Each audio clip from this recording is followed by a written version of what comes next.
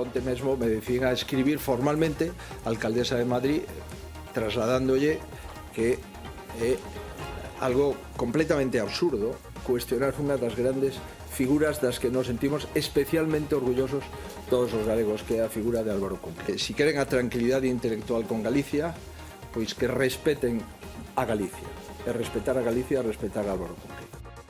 Bueno, pues ya lo han oído. El presidente de la Xunta acaba de remitir una carta oficial en la que le pide expresamente a Manuela Carmena que no retire del callejero oficial a Álvaro Cunqueiro. Pablo Carballo, muy buenas noches. Buenas noches. Todo un lío que se ha montado Madrid con el asunto del callejero, aunque el sobresalto de las últimas horas tiene que ver con un nuevo registro judicial. Sí, en una calle que no está en discusión, además, la calle Génova. Esta no se pretende cambiar. En el número 13, la sede central del Partido Popular, la Guardia Civil ha buscado allí pruebas de la supuesta financiación ilegal del Partido Popular en Madrid. Registros llevados a cabo durante toda la tarde de las casas del exgerente, de un empresario, además de 3 oficinas. Durante su presencia en Génova, los agentes han requisado el ordenador del exgerente del PP madrileño Beltrán Gutiérrez y diversa documentación. Entre las oficinas investigadas, las del empresario Villarmir. Una operación desatada tras la información incautada a Francisco Granados, que ahora está en la cárcel. Aguirre trataba de restarle importancia a los registros.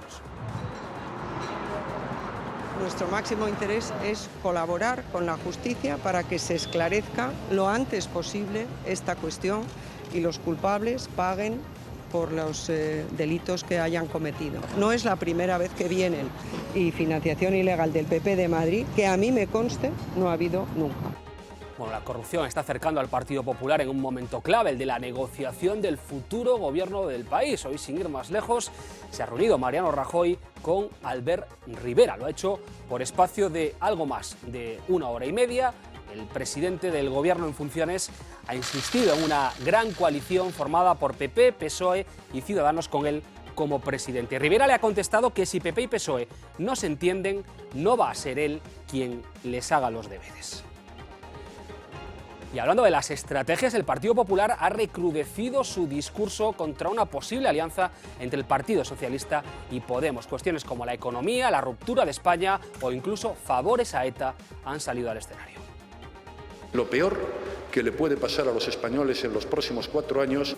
Desmembrar el país. Eso sería el problema fundamental para la economía española y para el conjunto de la Unión. Están esperando, como agua de mayo, es que hubiera un gobierno del PSOE con Podemos. No han firmado un pacto antiyihadista.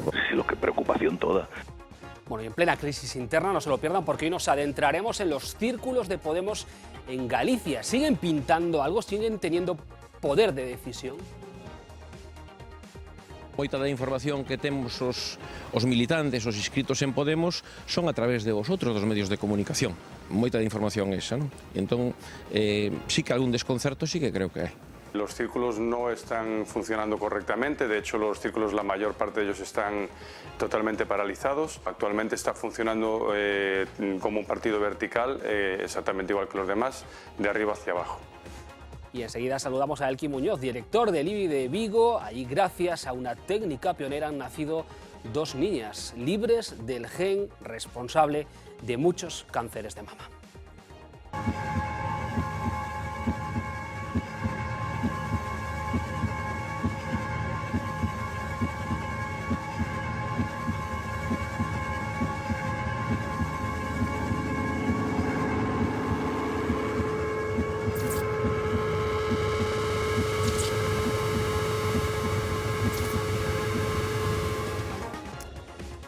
Elki Muñoz, buenas noches. Hola, buenas noches. Director del IBI de Vigo. Como siempre, un auténtico placer recibirlo aquí en el plató de Vía V, sobre todo para hablar de asuntos como el que nos ocupa, que ha puesto a Galicia, a la sanidad gallega, bueno, pues a la cabeza de España. 2 niñas que nacieron hace unos meses y que van a ser las primeras que estén libres de un gen que facilita de una forma muy preocupante la aparición de cáncer de mama. Vamos a conocer un poco mejor cuál ha sido la historia de estas 2 niñas, Claudia y Andrea, nombres que no corresponden con la realidad para proteger su intimidad, pero que tienen una historia detrás así de interesante.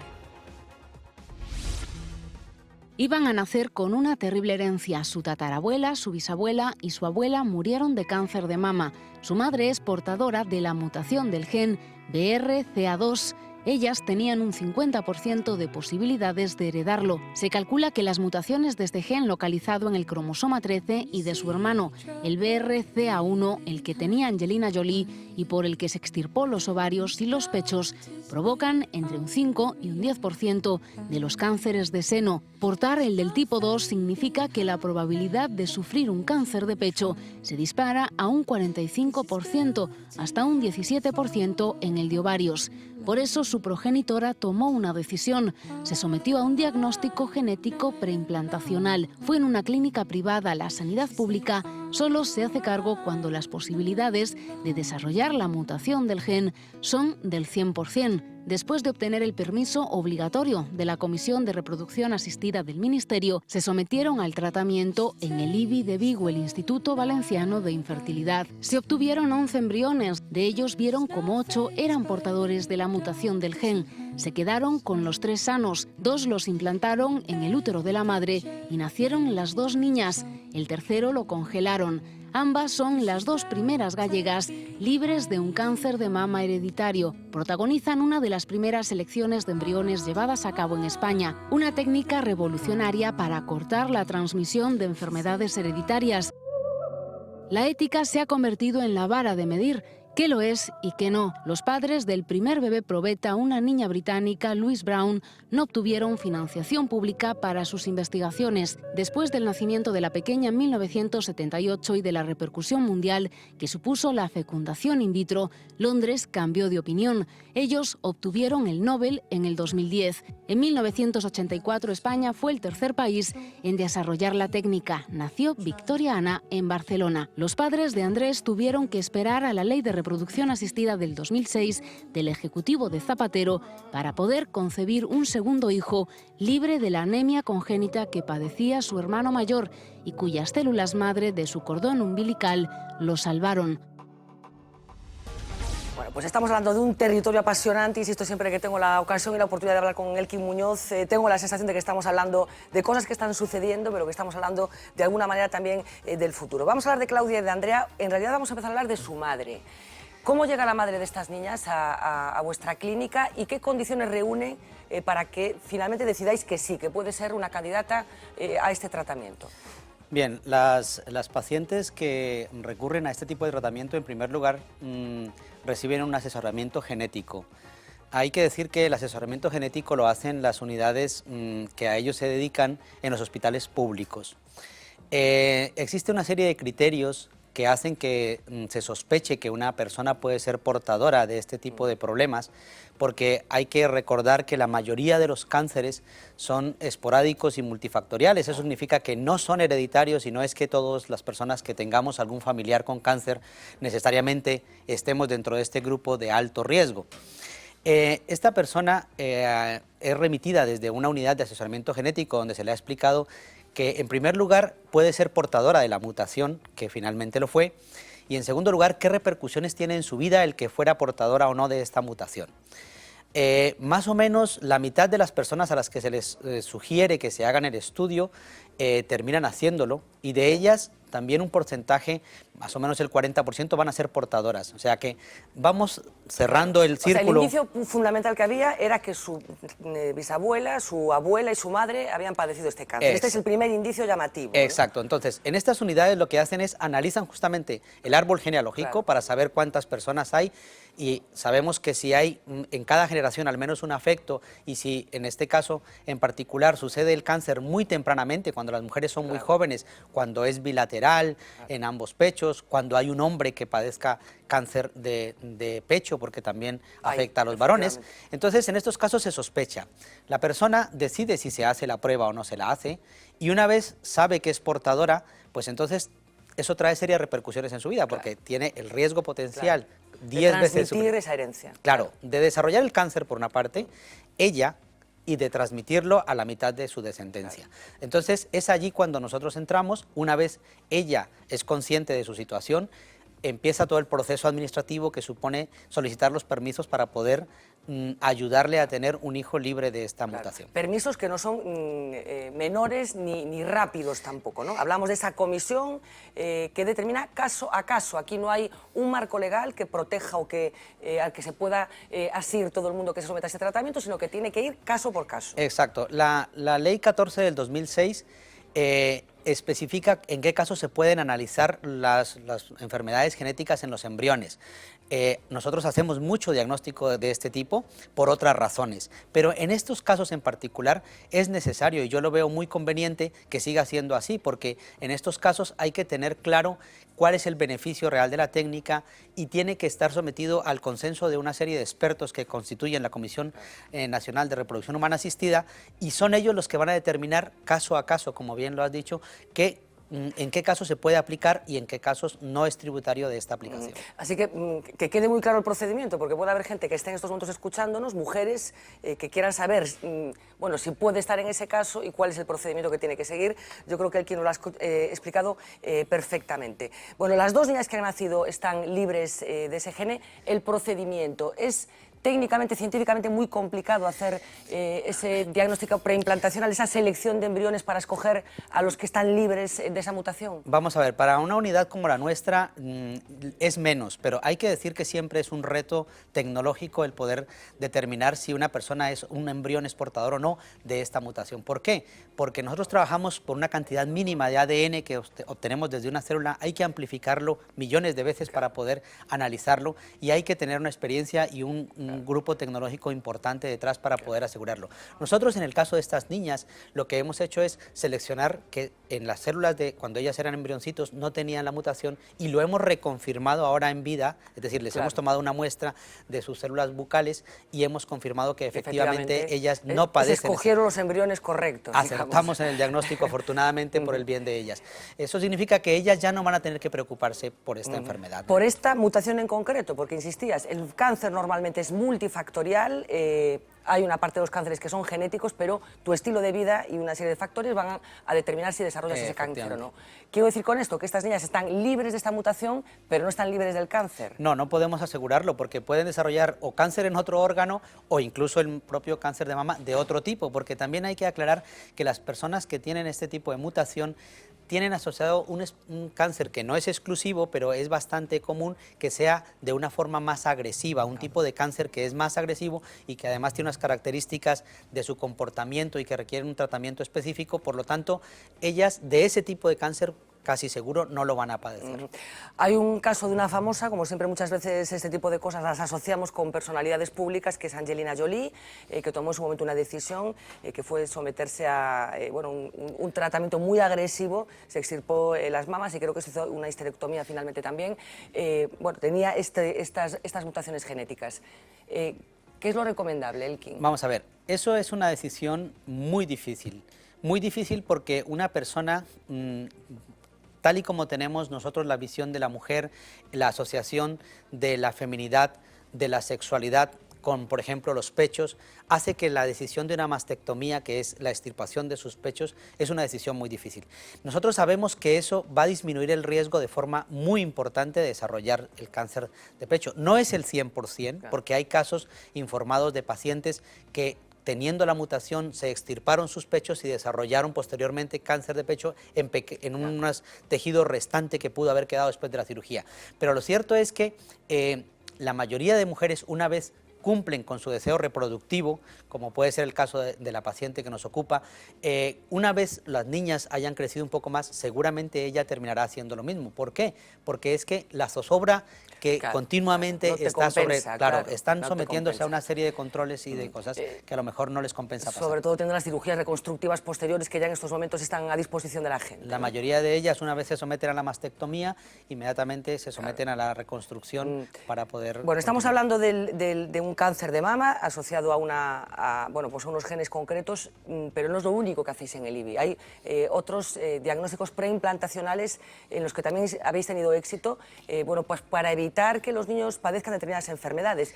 ¿Cuál es en estos momentos el catálogo? No quiero frivolizar con la palabra, ¿no? Pero el catálogo de enfermedades que se pueden abordar desde antes de que seamos, prácticamente desde el momento en el que somos embriones. Claro, vamos a ver, nosotros, la unidad de diagnóstico preimplantacional del IBI de Vigo lleva pues desde que abrimos, y específicamente la unidad que se dedica al análisis de nuestras células se llama iGenomics, y ellos ofrecen prácticamente más de 200 enfermedades distintas.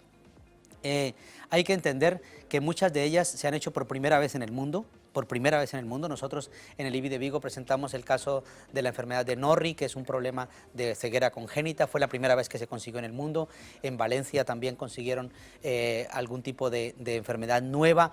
De tal manera que nosotros cada vez, cuando no lo tenemos dentro de los genes que están tipificados, también somos capaces de desarrollar el protocolo para nuevas enfermedades. Por eso somos un centro de referencia, claro, en este aspecto. Hablamos siempre de enfermedades, ya sé que estará cansado de contestar a esta pregunta, pero seguro que mucha gente que nos está viendo se la hará, teniendo en cuenta además que hay legislaciones más restrictivas y menos restrictivas.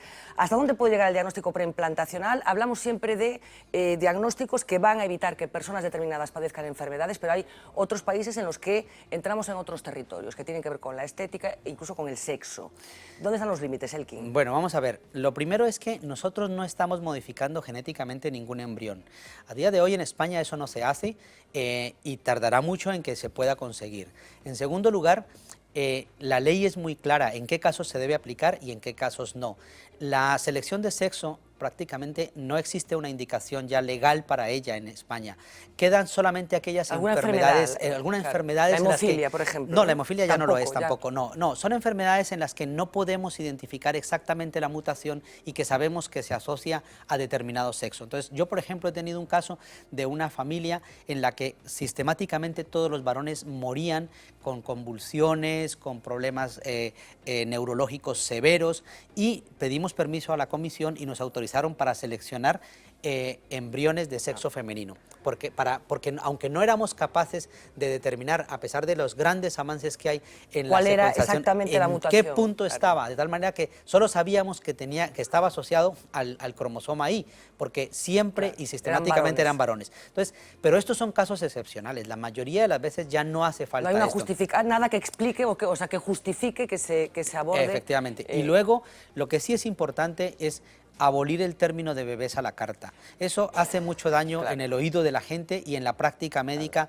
responsable que nosotros ejercemos, porque realmente nosotros no estamos diseñando nada ni vamos a cumplir con los deseos frívolos de una pareja o este tipo de cosas. Nosotros estamos para ayudar a la gente que tienen problemas médicos, para aplicar la tecnología según la legislación y para evaluar que efectivamente estamos ayudando a una pareja a tener un hijo sano, pero no es nada más, no se pretende ir más allá. Pero hay legislaciones frívolas, hay países que sí que están frivolizando con este asunto. Bueno, yo creo que esto porque competir entre países que tienen una concepción diferente de lo que hay que hacer, supongo que también es complicado a veces. Sí, bueno, hasta qué punto hay que hacer o dejar de hacer estas cosas, pues cada país será responsable de las medidas que tome. No, nosotros en España, afortunadamente, creo que la legislación es, digamos, avanzada en relación a la reproducción y también ha permitido que este país se desarrolle tecnológicamente en la medicina reproductiva, ha hecho que España se coloque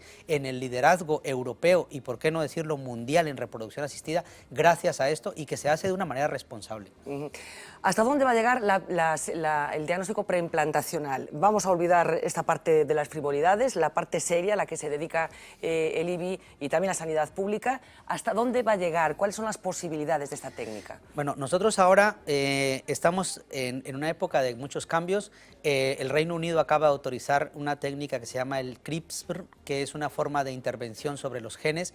Se está intentando mejorar aquellos genes que están alterados, es decir, que esto podría suponer una revolución muy importante en la investigación en la medicina reproductiva si es que realmente se llega a suceder. Es decir, que en ese caso se estaría autorizando la terapia génica, algo que definitivamente cambiaría la historia de la humanidad.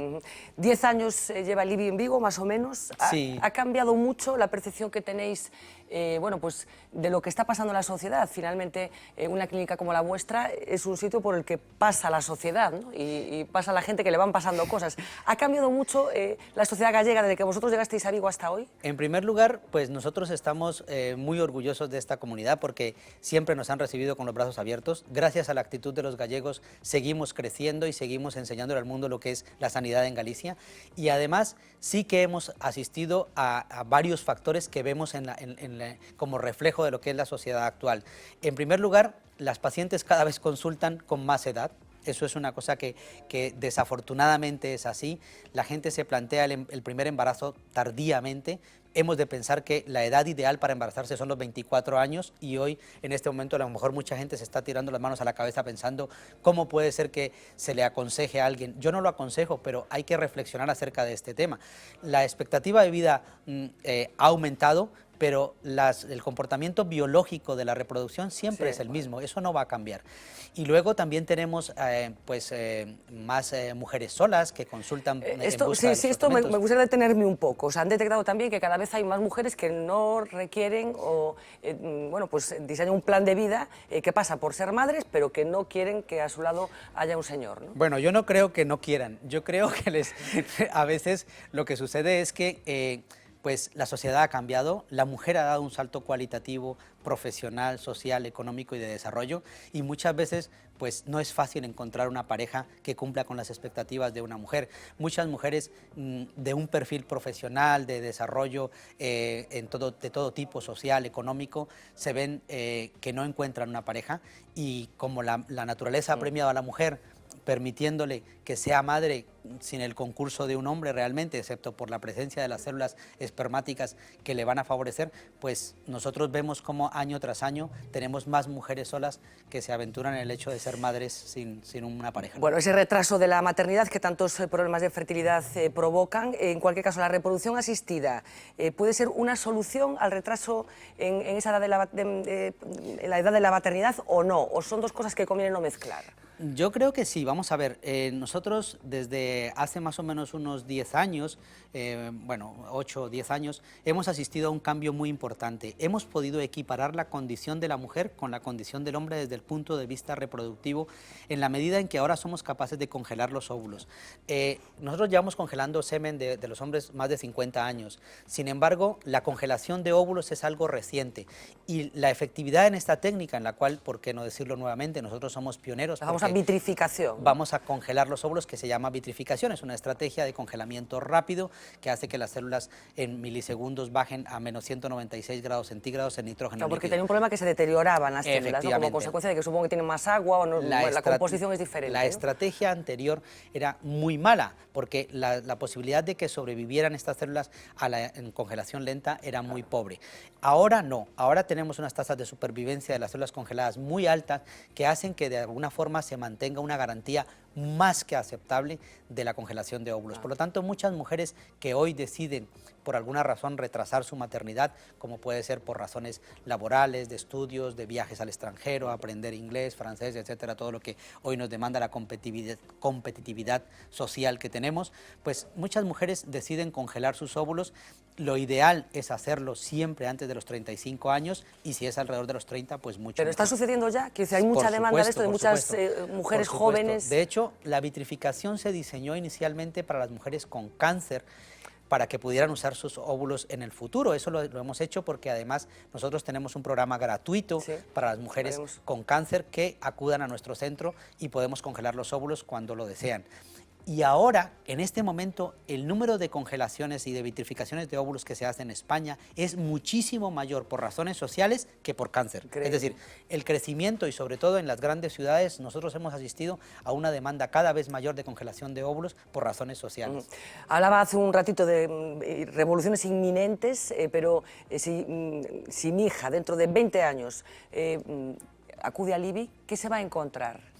Bueno, ya quisiera yo saberlo, pero yo creo que se va a encontrar con una medicina reproductiva muy personalizada, muy ajustada a las necesidades de cada uno de nosotros y yo creo que una alternativa para tener una mejor calidad de vida, para poder decidir mejor en qué momento llevar a cabo su maternidad y probablemente, ¿por qué no decirlo?, con una mayor garantía de un hijo sano.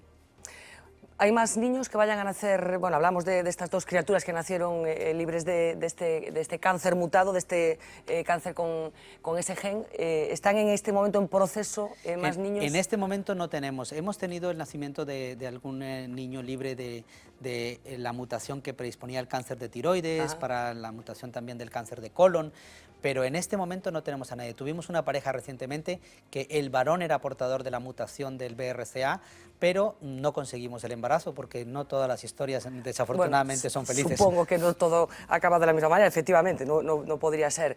Una cuestión casi ya para acabar y que también tiene que ver con un asunto que tiene que ver con la fertilidad, con la reproducción, que es el famoso vientre subrogado. Yo no sé qué punto de vista se tiene desde el IBI en relación con este asunto.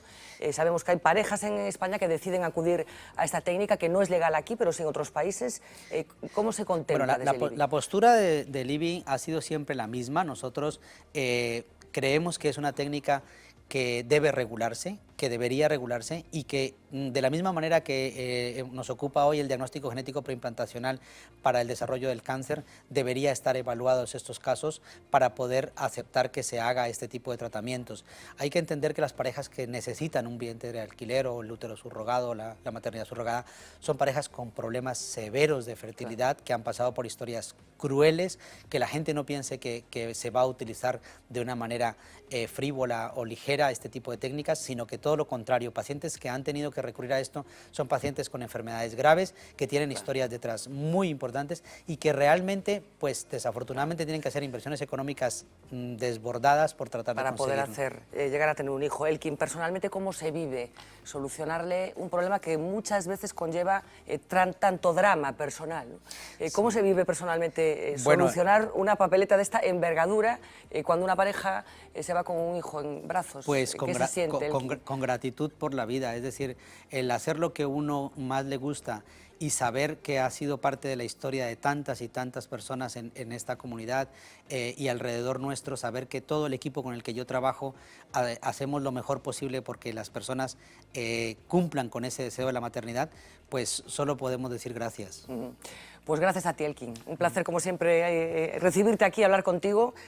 A la siguiente ocasión te convocaremos otra vez porque, como decía, creo que estamos hablando de algo muy interesante que tiene que ver con lo que sucede en esta sociedad y con lo que nos sucede a las mujeres también, que nos interesa especialmente. De verdad, gracias. Nada, gracias. Un auténtico placer. Vamos a hacer una pausa publicitaria, enseguida regresamos con todo lo que ha pasado hoy, que como siempre, últimamente, ha sido mucho.